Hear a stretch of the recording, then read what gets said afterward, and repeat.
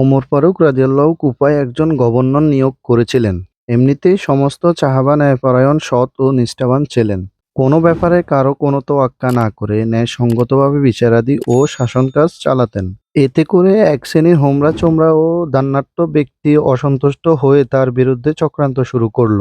তারা বিশ্বস্ত সূত্রে জানতে পারল গভর্নর ওমর রাদিয়াল্লাহু এর সাথে সাক্ষাৎ করার জন্য মদিনা যাবেন। ওই সুযোগে চাঁদা তুলে ২,০০০ দিনার জমা করে তাদের কয়েকজন মদিনা যাত্রা করল।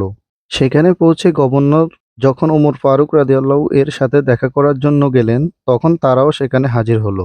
তিনি জিজ্ঞেস করলেন, আপনারা কারা? কোথা থেকে এসেছেন? কি চান? তারা বলল, আমরা কুফার নাগরিক এবং সেখান থেকে এসেছি। তেমন কোনো কাজ নেই, বেড়াতে এসেছি এবং সামান্য একটি ব্যাপার নিয়ে আপনার সাথে দেখা করতে আসলাম। তিনি বললেন, কোন ব্যাপার? তারা বলল, আপনার এই ওলি গভর্নর বায়তুল মালের সম্পদ আত্মসাৎ করে আমাদের নিকট এই ২,০০০ দিনার জমা রেখেছিল।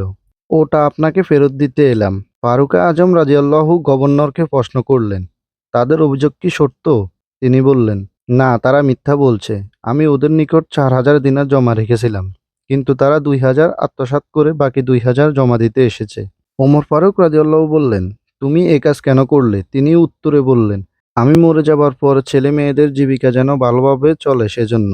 তারা গভর্নরকে বিপদে ফেলতে এসে নিজেরাই বিপাকে পড়ে গিয়েছে ভেবে আমিরুল মুমিনিন ওমর ফারুক রাদিয়াল্লাহু এর নিকট ভুল স্বীকার করে ক্ষমা চেয়ে বলল, হে আমিরুল মুমিনিন, আপনার এই অলি গভর্নর খুবই কড়া শাসক। শাসন কাজ চালাতে গিয়ে আমাদের কোনো পরামর্শ নেন না এবং আমাদের মান সম্মানের দিক লক্ষ্য রেখে একটুও এদিক ওদিক করেন না। এতে করে আমাদের মান সম্মান ক্ষুণ্ণ হচ্ছে। কাজেই তাকে আমাদের ওখান থেকে সরাবার জন্য আমরা চাঁদা তুলে ২,০০০ দিনার জমা করে এই ষড়যন্ত্রের জাল বুনেছি। আসলে উনি আমাদের নিকট ২,০০০ তো দূরের কথা, ২ দিনারও রাখেননি। উমর ফারুক রাদিয়াল্লাহু উক্ত গভর্নরকে লক্ষ্য করে বললেন, কি ব্যাপার? তিনি উত্তরে বললেন, এখন ওরা ঠিক বলছে। ফারুকে আজম তার গভর্নরের বুদ্ধিমত্তা দেখে আশ্চর্য হয়ে গেলেন। সে কিভাবে শত্রুর মুখ থেকেই তার সততা ও ওদের চক্রান্তের কথা বের করে নিলেন। তিনি জিজ্ঞেস করলেন, হে ওলি, তুমি কেন এ ধরনের কৌশল অবলম্বন করলে? তিনি উত্তরে বললেন, হে আমিরুল মুমিনিন, তারা তো কয়েকজন। একজন দাবি পেশ করছে, তার সাথে কজন সাক্ষী আছে, কিন্তু আমার তো সাক্ষী নেই। কাজেই কৌশল অবলম্বন ছাড়া আর কোনো উপায় ছিল না। আমিরুল মুমিনিন অবশেষে তাকে ধন্যবাদ জানালেন। এই গল্পটি থেকে আমাদের যে শিক্ষা গ্রহণ করতে হবে, ন্যায়পরায়ণ শাসকের কাছে ধনী গরিব সবাই সমান। তিনি সৎভাবে রাষ্ট্র চালালে আল্লাহ পাক যে কোনো সমস্যা এবং বিপদ আপদ থেকে রক্ষা করবেন।